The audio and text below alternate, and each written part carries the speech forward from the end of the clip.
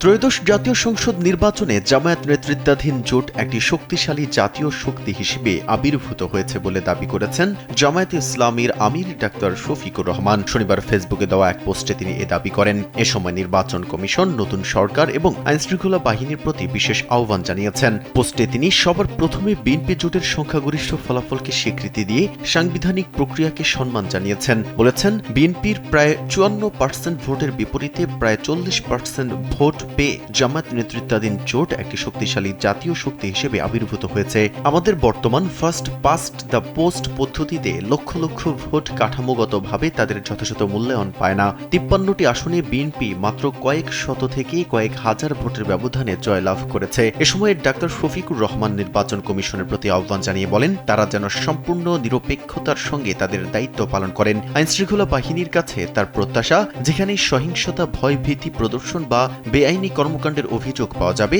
সেখানেই তারা যেন শক্ত পদক্ষেপ গ্রহণ করেন। একই সঙ্গে তিনি বিএনপির নেতৃত্বের প্রতি আহ্বান জানান, তারা যেন বাংলাদেশ ও আন্তর্জাতিক সম্প্রদায়ের কাছে প্রমাণ করেন যে তারা সংবিধানের নিয়মের মধ্যে থেকে দেশ পরিচালনা করবেন এবং আইন লঙ্ঘনকারী যে কোনো কর্মীকে পক্ষপাতিত্ব ছাড়াই জবাবদিহির আওতায় আনা হবে।